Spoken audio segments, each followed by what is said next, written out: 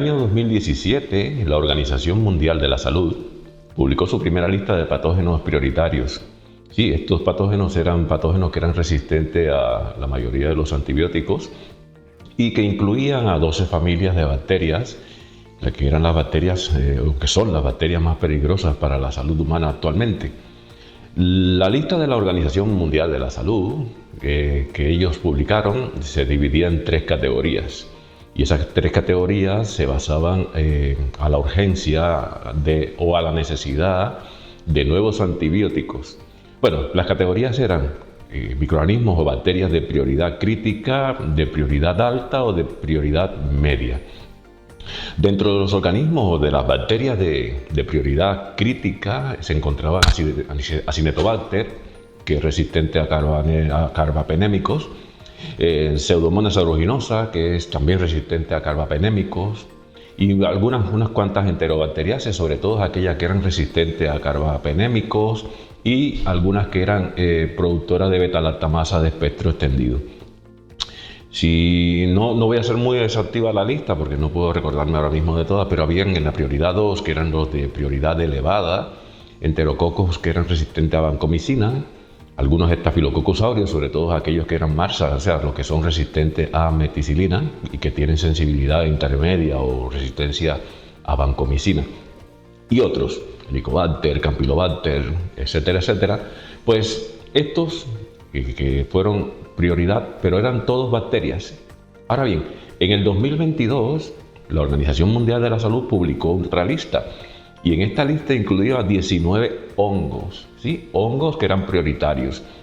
Y también los dividían en prioridad crítica o prioridad alta, según por la amenaza para la salud que implicaban, ¿sí? Por el tipo de enfermedad y mortalidad que tenían.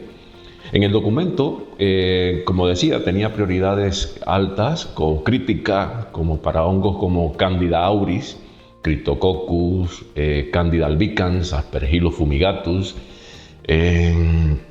y habían otros tipos de hongos que estaban incluidos. Por ejemplo, los de prioridad alta o de media prioridad también encontrábamos a Candida glabratra, a Fusarium, a Candida tropicalis, a Candida parasiloxis. Como ven, normalmente los que se clasificaban por estas prioridades, los de prioridad crítica o los de prioridad muy alta, como en el caso de auris, Cryptococcus neoformans o Candida albicans, porque producían enfermedades como meningitis, neumonías o infecciones sanguíneas. La cuestión es que fíjense que en la lista que he mencionado de hongos, los primeros que he mencionado, sobre todo dije auris, Candida auris, Cryptococcus, Candida albicans, mencioné a Candida glabrata, Candida tropicalis, Candida parasiloxis. Pues de los 19, muchos de ellos son levaduras, ¿sí? Son infecciones producidas por levaduras. Recordemos, levaduras es un hongo también, pero normalmente levadura significa así etimológicamente un organismo unicelular que se reproduce por gemación. Eso, dicho así, para un público general podría funcionar, ¿no? Podría servir para poder definir lo que es una levadura, pero una levadura es un hongo, ¿sí? Pero recordemos que esto de decir que es un organismo unicelular que se multiplica por gemación es una definición que posiblemente deje fuera a muchos tipos de levaduras. Bueno, recuerden que la gemación es un tipo de reproducción asexual, ¿sí? Normalmente una parte de las células se separa, ¿sí? y forma luego una nueva célula que es idéntica a la original, aunque más pequeña, y luego va creciendo. Decía que decir levadura como un organismo unicelular que se reproduce por gemación es una definición que le faltan cositas, porque algunas levaduras se reproducen también por fisión, que es también un tipo de reproducción asexual, y algunas levaduras producen micelio verdadero, algunas tienen, bajo determinados tipos de condiciones nutricionales, algún tipo de dimorfismo, y algunas incluso pueden ser incluso mayoritariamente filamentosas, ¿sí? Y normalmente también podríamos incluir en una definición de que generalmente son heterotróficas, que pueden vivir a expensas de otros seres vivos, es decir, son parásitas, o sobre materia orgánica muerta, por ejemplo, pues entonces estoy diciendo que son saprofíticas. Bueno, la cuestión es que no es de eso el tema de lo que vamos a hablar hoy. Lo que queremos hablar hoy son no de todas las levaduras. Piensen ustedes que existen más de 600 especies conocidas de levadura, en unos 60, 65 géneros taxonómicos, pero dentro de estas tantas levaduras, solo unas pocas especies son capaces de producir enfermedades en humanos y en animales, y estas son a las que me quiero referir en este episodio. Dentro de estas, de las que causan enfermedades en humanos y en animales, las que son agentes causantes o causales de infecciones en el hombre, las más comunes, incluyen a Candida albicans y muchas otras especies del género Candida. ¿Sí? Candida parasiloxis, Candida tropicalis, Candida clarabata, Candida krusei, Candida, y todas ellas que provocan o producen candidiasis. ¿Sí? Bueno, hay otros géneros de levadura como los que he mencionado antes, como Cryptococcus neoformans, ¿sí? Que forma la criptococosis, o especies de malacesia que ya hemos hablado en episodios anteriores, que provoca la pitiriasis, la dermatitis, foliculitis y así. Trichosporum, Geotrichum, o sea, hay muchos tipos de especies de levaduras que son patógenas. Por tanto, podría ser muy largo esto en este tema si me centro en todas las levaduras, pero para ir centrando el tema, hoy solo vamos a tocar las que son provocadas por cándidas. Y estamos hablando entonces de las que producen candidiasis. Sí, las candidiasis o candidiosis son micosis oportunistas que son más o menos frecuentes en muchos animales de sangre caliente. Son infecciones causadas por levaduras del género Candida y tienen muchísimos tipos de manifestaciones clínicas, más, menos agudas, más, menos crónicas, y normalmente las que conocemos son aquellas que causan lesiones cutáneas, mucocutáneas, lesiones profundas, lesiones más o menos diseminadas por todo el cuerpo. Es un tema que es bastante amplio. De hecho, fíjense que voy a reducir muchísimo y no voy a hablar del principal agente etiológico, que es Candida albicans. A Candida albicans la dejaré solo a ella para un solo episodio. Hoy solo me voy a referir a algunas que están siendo o están muy de moda o están siendo muy notificadas en prensa, dado el aumento de la incidencia de este tipo de infecciones por este tipo de levaduras. Y estamos hablando de esas cándidas no albicans que incluyen a Candida auris, ¿sí? Candida auris, que es un patógeno emergente bastante difícil de identificar, resistente a muchos fármacos, bastante transmisible y normalmente ahora mismo está provocando numerosísimos brotes en entornos hospitalarios. Fíjense que he dicho entornos hospitalarios, por tanto estoy hablando de nosocomial, ¿sí? Y luego también quisiera hablar de Candida parasiloxis, que últimamente también está generando muchísima prensa, ¿sí? Candida parasiloxis, que es otro patógeno emergente, es una fungemia que prácticamente está en todos los continentes y sobre todo en el entorno clínico, porque es una levadura oportunista que está asociada con los trabajadores de salud, con las manos de los trabajadores de salud.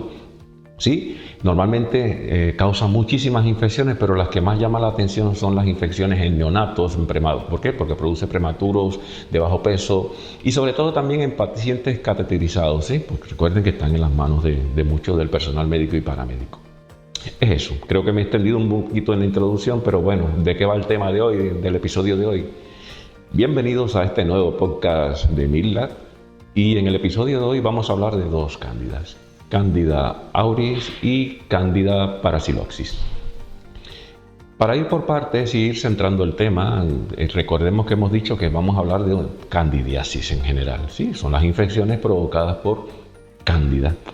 Las infecciones provocadas por cándida pueden ser infecciones cutáneas, ¿sí? Pueden ser grandes o pequeñas, en los pliegues grandes o pliegues pequeños, en las uñas, ¿sí? También pueden ser infecciones o candidiasis mucocutáneas, y estamos hablando de que son infecciones de la mucosa, ya sea mucosa genital, por ejemplo, vaginitis, mucosa oral, la mucosa bronquial, ¿sí? Y luego está la candidiasis invasiva, ¿sí? La candidiasis invasiva, es decir, hemos mencionado tres tipos: cutánea, mucocutánea y candidiasis invasiva. La candidiasis invasiva comprende dos cosas, o candidemia y candidiasis tisular profunda. Sí, la candidiasis de los trocidos profundos es una diseminación hematógena hacia los órganos como el pulmón, el hígado, los huesos, los músculos, articulaciones, los ojos, el sistema nervioso central. Y aquí normalmente hay muchísimas manifestaciones clínicas, desde infecciones superficiales y mucosas a infecciones que son por todo el cuerpo, diseminadas por todo el cuerpo. ¿Sí? Esto ocurre muchísimo, sobre todo en los pacientes que están hospitalizados, pacientes inmunocomprometidos. Aquí posiblemente la mayoría de los estudios están en Candida albicans, pero no nos vamos a referir a Candida albicans. Nos vamos a referir al aumento del número de aislamiento de especies no albicans, que está relacionado sobre todo con los nuevos brotes que están apareciendo hoy día. ¿Sí? ¿Y por qué están apareciendo ahora como si fueran una novedad? Sucede que antes todas las candidiasis se trataban como si todas fueran por Candida albicans, pero esa falta de identificación a veces conducía a que aparecieran individuos o levaduras que surgieran como resistentes a antibióticos. ¿Por qué? Porque las estábamos tratando para un antibiótico que no era el suyo. Ahora bien, con los nuevos métodos diagnósticos, como son el empleo de medios cromogénicos, la introducción de la espectrometría de masas, técnicas moleculares de identificación PCR, etcétera, etcétera, normalmente ahora mismo ya se puede llegar a discernir bien qué tipo de levadura es la que está provocando la infección. Así también podemos incluir otros tipos de cosas, como son, sabiendo la identidad y conociendo sus resistencias, podemos saber cuáles son las resistencias intrínsecas que hay y reconocer qué especie o no está presente. Así, por ejemplo, si tú conoces las resistencias intrínsecas, por ejemplo, al fluconazol, sabes que Candida krusei tiene una resistencia intrínseca y la puedes diferenciar de otros tipos de cándida. O que al mismo fluconazol, la Candida clavata, tiene una resistencia bastante disminuida. ¿Sí? Igual que a otros tipos de antibióticos como las equinocandinas, en el caso de Candida parasiloxis. Bueno, vamos a centrar, porque dijimos que íbamos a hablar de dos, de Candida auris y de Candida parasiloxis. La primera, Candida auris. Dijimos que quizás lo más interesante, y es lo que la hace ahora mismo bastante un patógeno superemergente, es el caso de que Candida auris es multiresistente. Y es multiresistente a casi todos los antibióticos que hay ahora mismo para el tratamiento de levaduras y de hongos. ¿Sí? El caso es que Candida auris es una levadura que es bastante difícil de diferenciar de otros tipos de levadura. Y esto, como decía antes, al principio, si no tienes una identificación, también conlleva a que tú tengas una incorrecta terapia antifúngica. ¿Sí? Candida auris es un patógeno oportunista. ¿Sí? Normalmente quienes son los que están más complicados con esto son los pacientes que son inmunodeprimidos. ¿Sí? Y normalmente, yo decía antes que tiene un problema, y es que es resistente a las principales tipos de antibióticos que ahora mismo estamos usando para el tratamiento de estas levaduras, y con lo cual este hongo se está convirtiendo ahora mismo en que cuando aparece es práctica o potencialmente un hongo pandémico. Candida auris. El auris viene del latín oído o oreja, y por eso hace referencia a dónde fue aislada o identificada por primera vez, que fue en Japón en el año 2009, de una muestra que fue recogida de una secreción de un paciente, un adulto mayor, ¿sí? Que lo tenía en el conducto auricular externo. Luego, ya después, más tarde, fue identificado en varios pacientes en Corea del Sur, y así empezaron a aparecer casos, hasta que el CDC de Estados Unidos dijo que Candida auris estaba presente en casi todos los continentes, en más de 40 países. Digo que es difícil de identificar, pero no es difícil de hacer crecer en medios de cultivo, los normales. ¿Dónde hacemos crecer a las levaduras? Normalmente Candida auris crece bien en un medio como el saburó destroza, ¿sí? Sí, pero identificarla es el problema. Si tú utilizas métodos fenotípicos, normalmente como son los típicos, ¿no? La formación de pseudohifas, el crecimiento en agar harina de maíz o ahora arroz con Twin 80. Normalmente estos dos medios que he mencionado, la harina de maíz y el Twin 80, son medios convencionales que normalmente son medios bastante sencillos, tan sencillos que eso parecen muy pobres, solo tienen harina de maíz, agar y agua, ¿sí? ¿Esto qué significa? Que es un medio que normalmente es un medio que no permite que crezca o que prolifere exageradamente la levadura.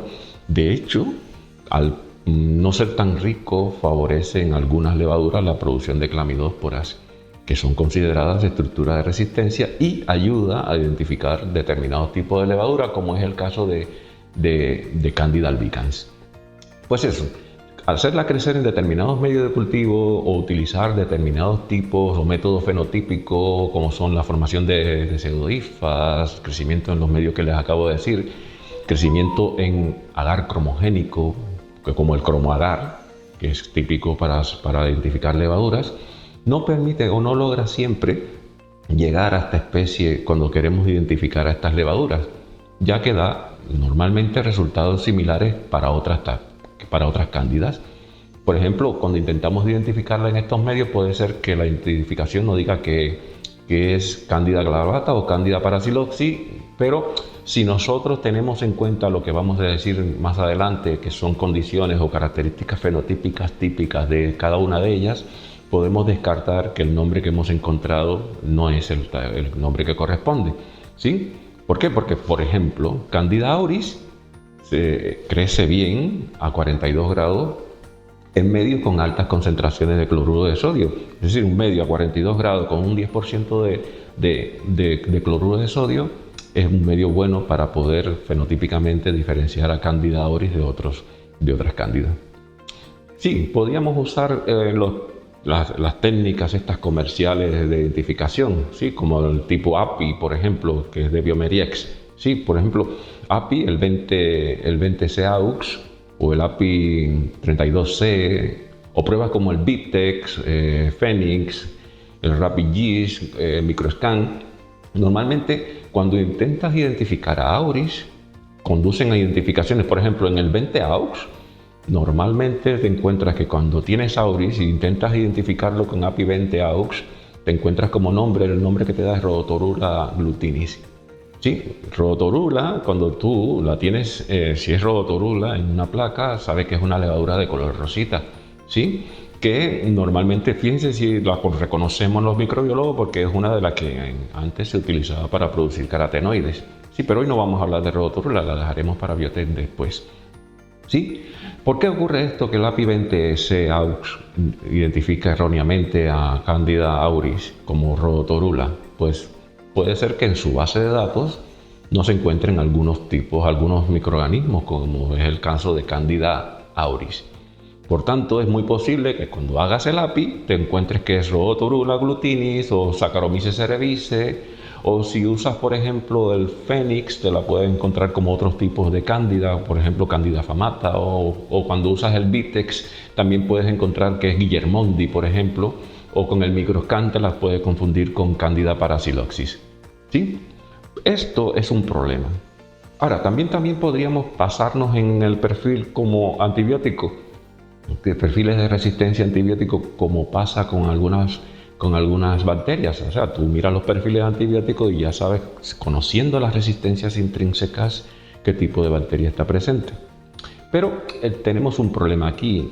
El hecho de que los hongos son eucariotas, como nosotros, y tenemos una relación evolutiva bastante parecida, los hospedadores animales y humanos con estos hongos, muchos de los antifúngicos no han sido desarrollados para combatir infecciones fúngicas. ¿Por qué? Porque normalmente muchos nos atacan a nosotros también. Por tanto, el conocimiento de antibióticos típicos de algunos tipos de levadura todavía está en pañales. Sin embargo, normalmente puede ser que ahora mismo ya empiecen a aparecer algunos tipos de nuevas dianas, nuevos antibióticos que empiecen ya a parecerse a lo que hacemos con la bacteria, pero de momento tenemos unos perfiles de resistencia poco reconocibles, y como también tenemos que todavía no tenemos antibióticos muy efectivos contra Candida auris, por ejemplo. Sí, cuando tú tienes otros tipos de cándida, posiblemente puedes tratarlo con equinocandinas. Recuerden que las equinocandinas inhiben la síntesis de glucanos. Los polienos, sí, que se unen al ergosterol. Los azoles, que inhiben las enzimas que también participan en la síntesis de ergosterol. Análogos de nucleósidos como la 5-fluorocitosina, etcétera, etcétera. A todos estos generalmente es resistente Candida auris. Sí, pero cuando digo esto, que a todo esto es resistente Candida auris, entonces estamos hablando de por qué hay tanta alarma con esta levadura. ¿Sí? La presencia de resistencia de alto nivel a casi todos estos grupos de antifúngicos condiciona muchas de las opciones terapéuticas actuales que tenemos ahora mismo para tratar infecciones fúngicas. ¿Sí? De hecho, fíjense que hasta hace muy poco prácticamente no había ni siquiera puntos de corte de concentraciones mínimas inhibitorias para determinar en el laboratorio si alguna de estas cepas eran sensibles o resistentes a los antibióticos. Entonces, estamos diciendo que Candida auris es un organismo multiresistente a fármacos antimicóticos, ya sea a polienos como son la anfotericina C, B, a quinocandinas como la capofungina, a azoles como el fluconazol, el itraconazol, el isavuconazol, a todos estos antibióticos que son ahora mismo las opciones terapéuticas, es resistente Candida. ¿Y dónde se está dando esto el problema? Que sobre todo a nivel hospitalario, donde es bastante común, puede normalmente estar viable durante 28 días en superficies, ¿sí? ¿Por qué? Porque forma biofilm y pueden sobrevivir en forma de biopelículas en las superficies de acero y de plásticos, ¿sí? Por tanto, la limpieza y la desinfección profunda de todas las habitaciones hospitalarias es sumamente importante para poder contrarrestar la presencia de Candida auris. De hecho, se ha visto que Candida auris puede tolerar concentraciones bastante grandes de cloro, de hipoclorito, de ácido paracético. Por tanto, la búsqueda ahora mismo de métodos alternativos de desinfección se hace cada vez más necesaria. Dijimos que íbamos a hablar de dos. La otra es Candida parasiloxis, para no extenderme mucho más con auris, que hay muchísima tela por donde cortar. Pues Candida parasiloxis es la otra que quería comentar. Otra levadura oportunista que les decía al principio que estaba asociada sobre todo con las manos de los trabajadores del área de salud. Es frecuente en infecciones sistémicas en neonatos prematuros de bajo peso y en pacientes que están cateterizados y normalmente los que tienen alimentación intravenosa, ¿sí? Por tanto, normalmente estamos hablando de infecciones en hospitales, ¿sí? Nosocomiales. Bueno, Candida parasiloxis sensu stricto, ¿sí? Es el aislamiento más frecuente de las infecciones del torrente sanguíneo, ¿sí? Por tanto, es una candidemia. Candidemia son cuando tú normalmente puedes aislar en sangre las cándidas, ¿sí? En Europa y en América Latina es bastante frecuente, hay tasas bastante preocupantes de resistencia a azoles con este tipo de cándida, Candida parasiloxis sensu stricto. Fijaos que me refiero siempre como Candida parasiloxis sensu stricto. Stricto sensu o sensu stricto significa una expresión latina que significa en sentido estricto o en sentido restringido, ¿sí? Candida parasiloxis sensu lato sería en sentido amplio. Y es que el caso es que Candida parasiloxis sensu lato, sentido amplio, es un complejo de varios tipos de hongos, sobre todo 3 especies genéticamente relacionadas. Candida parasiloxis sensu stricto es una, Candida parasiloxis Candida orthosiloxis y Candida metasiloxis. Estaba hablando, recordándomelo por química, orto, meta y para, ¿sí? De todas, la parasiloxis está en el 90% de los aislamientos, pero todas se diferencian en cuanto a virulencia y susceptibilidad antifúngica. Bueno, normalmente, como decíamos antes para Auri, los métodos que habitualmente se usan en el laboratorio ni siquiera pueden discriminar no solo a todas las cándidas parasiloxis, aquellas que son sensu lacto, sino que tampoco permite diferenciarlas de otros tipos, morfológicamente de otros tipos de cándida. Seguramente en el laboratorio muchas pruebas de las que usamos, como son la asimilación o fermentación de azúcares, con crecimiento en cromagar ellas crecen de color blanco, bueno, y otras que crecen así también, sí, pero incluso en cromagar hay cándidas como la cándida orthosilopsis, que tiene una pigmentación rosita, y esto a veces incluso puede llegar a que tú la confundas con cándida glabrata. ¿Sí? Por tanto, hay que hacer pruebas complementarias, muchas pruebas complementarias. Al final, necesitamos herramientas moleculares, o todas las que dijimos antes, PCRs, MALDI, pirosecuenciación, para poder identificar correctamente a qué cándida estamos presentes. Bueno, la cuestión es que queríamos proporcionar una visión general de qué cándidas son importantes ahora mismo, y sobre todo estamos hablando de dos que tienen mucha prensa hoy mismo: Candida auris, Candida parasiloxis. Que para mis chicos del máster de microbiología que impartimos en mi lab, normalmente cuando estamos haciendo los laboratorios, nosotros normalmente casi siempre estamos estudiando a Candida albicans. Pero mira, para ellos, ya que hemos visto en el laboratorio a Candida albicans, vamos a resumir algunas características que me permitirían diferenciar rápido en el laboratorio a Candida auris, Candida parasiloxis, en comparación con Candida albicans. Vamos a empezar con las preferencias por la temperatura. La temperatura, recuerden, es importante para distinguir a muchos microorganismos, ¿sí?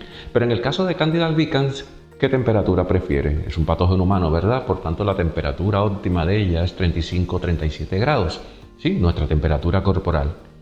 Pero Candida auris, recuerden que le dije antes, prefiere una temperatura un pelín más alta, 37-40 grados.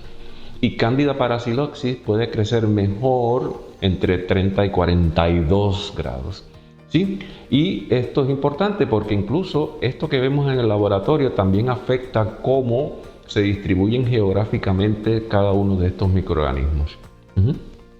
Luego tenemos en el laboratorio algunas características o pruebas bioquímicas que nos ayudan a identificar a cándidas. ¿Sí? Candida albicans, recuerden que es positiva a la asimilación de carbohidratos, a la formación de tubos germinales a 37 grados, a la producción de proteasas, fosfolipasas, ¿sí? Pero entonces, ¿qué pasa con, por ejemplo, Candida auris? Pues Candida auris la puedes usar, por ejemplo, la resistencia a fármacos antimicóticos, los que son comunes, es una cosa que te permite en el laboratorio identificarla. La ausencia de formación de tubos germinativos, ¿sí? La incapacidad de fermentar carbohidratos y la actividad reducida de fosfolipasas. ¿Y parasiloxis? Pues parasiloxis es un poquito más complicado, pero mira, la reducción de nitratos es positiva a la reducción de nitratos y tiene un problema que también asimila carbohidratos. Bueno, estas pruebas más o menos son indicativas. Luego está la capacidad de filamentación. Sí, recuerden que la capacidad de filamentación es una característica, es un rasgo de virulencia significativo para algunas cándidas. Candida albicans puede transicionar de formas de levadura a formas filamentosas, ¿sí? Y esto recuerden que está asociado a la patogénesis. Candida auris, sin embargo, no tiene un potencial real de filamentación y generalmente es levaduriforme prácticamente siempre. Incluso cuando está en condiciones desfavorables, Candida auris está en forma de levaduriformes. El caso de parasiloxis normalmente tiene, dependiendo de las condiciones ambientales, puede estar en forma de levadura o en forma filamentosa. Y luego, para no extenderme mucho más, las especies de Candida también tienen características germinales diferentes. Candida albicans normalmente tiene o forma clamidósporas, que es un marcador importante para el diagnóstico de Candida albicans. Auris no produce clamidósporas y parasiloxis a veces produce clamidósporas y normalmente lo hace cuando está en fase miceliar. Bueno, como decía, no quisiera extenderme mucho más, solo quería llamar la atención y hacer que ustedes busquen información sobre estas dos cándidas, Candida auris, Candida parasiloxis. Hemos destacado el hecho de que son dos levaduras patógenas emergentes que han ganado muchísima importancia últimamente en el ámbito clínico debido a su capacidad de causar infecciones nosocomiales y a su resistencia antibiótica. Es eso. Los espero en próximos episodios de este podcast bio de MICLAB y en lo adelante pues, volveremos a insistir en temas relacionados con clínica. Bueno, los espero, no dejen de seguirnos. Adiós, adiós.